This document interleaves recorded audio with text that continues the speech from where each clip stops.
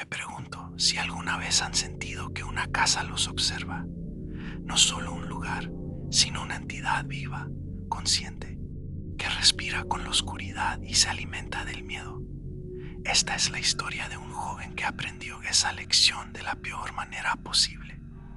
Todo comenzó con una carta, una herencia inesperada, una mansión antigua y aislada, perdida entre montañas que arañaban las nubes, un legado de un pariente que apenas recordaba. Con una mezcla de curiosidad y cierto recelo, hizo el viaje. La casa era imponente, una mole de piedra y madera oscura que parecía desafiar al tiempo. El aire era pesado, denso, cargado con el olor a tierra húmeda y a secretos guardados por décadas.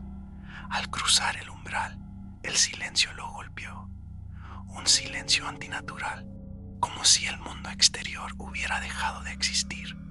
Lo primero que encontró sobre una mesa de caoba cubierta de polvo fue un diario de cuero gastado.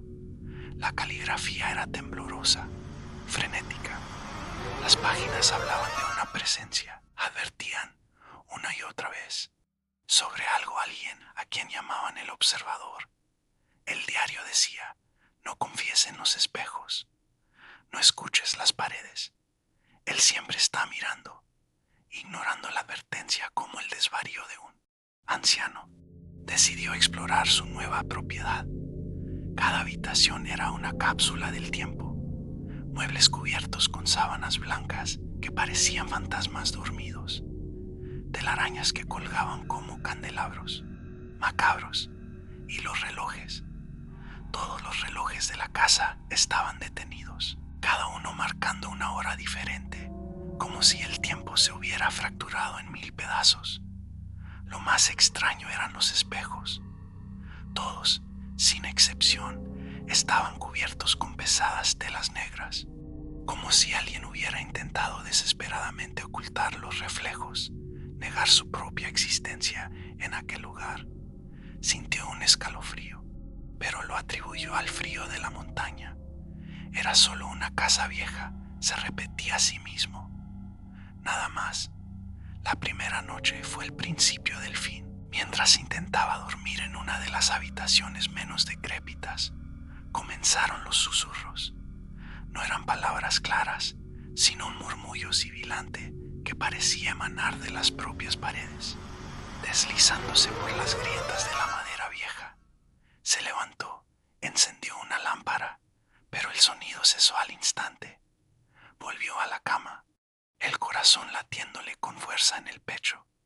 Pensó que era el viento, la casa sentándose, pero en el fondo, una semilla de pánico comenzaba a germinar. Los susurros se convirtieron en su compañía constante cada noche, una sinfonía macabra que lo mantenía despierto, esperando.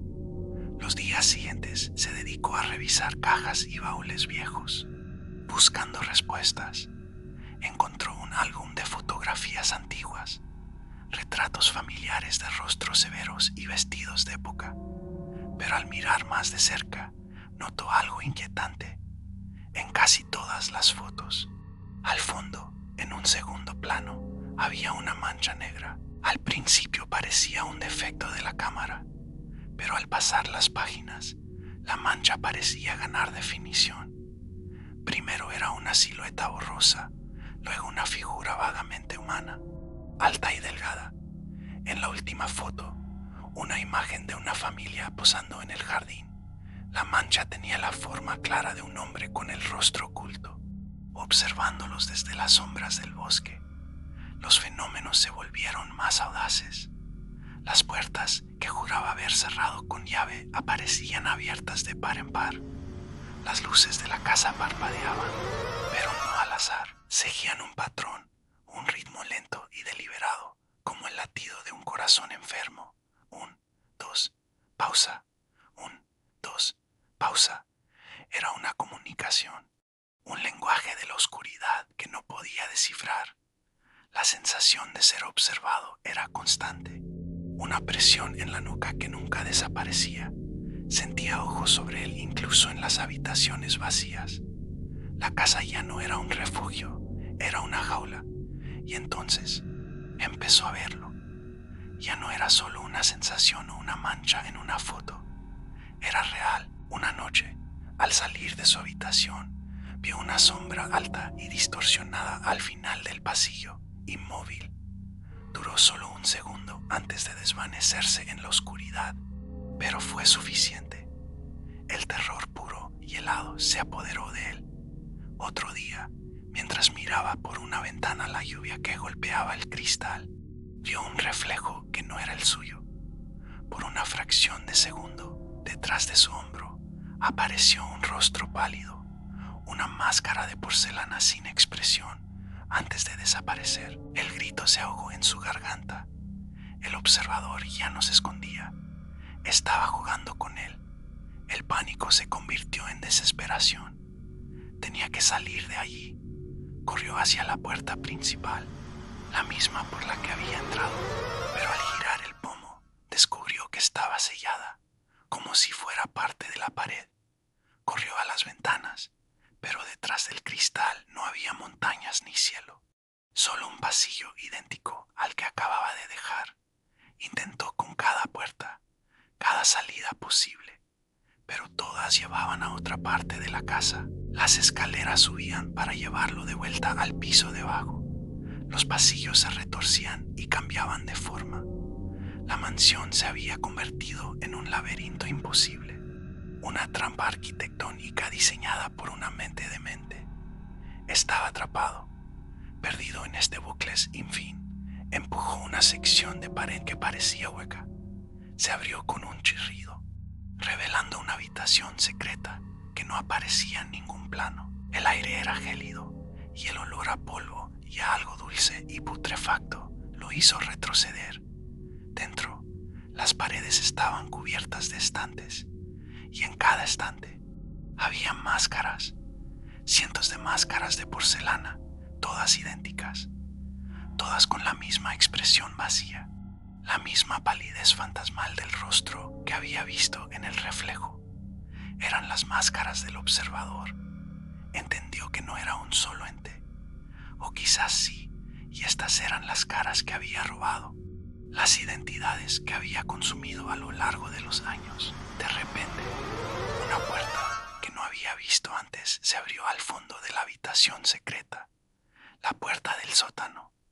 Un viento frío y húmedo subió por las escaleras, trayendo consigo el eco de un susurro que, esta vez, era claro como el cristal. Era su nombre, con el último vestigio de su voluntad, sabiendo que no tenía otra opción. Bajo, el sótano era un único espacio cavernoso, iluminado por una sola vela parpadeante en el centro. Y junto a la vela, lo esperaba. El observador era exactamente como lo había imaginado, alto, vestido con ropas oscuras y antiguas, y con la máscara de porcelana cubriendo su rostro. No se movió, simplemente lo miró. El tiempo pareció detenerse. El único sonido era el goteo del agua y el latido frenético de su propio corazón. Lentamente, el observador levantó una mano. El joven se quedó paralizado, incapaz de gritar, incapaz de huir. El ente se inclinó hacia la vela y la luz danzante iluminó la superficie lisa de la máscara. Entonces, con un crujido que resonó en el silencio absoluto, la porcelana comenzó a agrietarse. Finas líneas negras se extendieron por la superficie, hasta que la máscara se hizo añicos y cayó al suelo. Pero detrás no había un rostro, no había carne, ni huesos, ni ojos, solo un vacío absoluto, una oscuridad tan profunda que parecía absorber la propia luz de la vela. Y desde esa nada insondable, el susurro final directamente en su mente. Su nombre, repetido como una sentencia. Y luego, todo fue oscuridad. La cámara retrocede lentamente del sótano ahora vacío. Sube por las escaleras, atraviesa la casa silenciosa y se detiene en la pared del salón principal, donde cuelgan las viejas fotografías. Ahora hay una nueva, una más en la colección. En ella se ve el interior de la mansión y al fondo, fusionado con las sombras de la pared. Está el rostro aterrorizado del joven. Es parte del decorado, un espectador eterno, y en primer plano, sosteniendo una nueva máscara de porcelana, brillante e inmaculada, está la figura del observador. De repente, un sonido rompe el silencio sepulcral de la casa. Un tic-tac. Uno de los viejos relojes ha vuelto a funcionar. El tiempo para el próximo huésped ha comenzado de nuevo. Gracias por acompañarme en esta historia.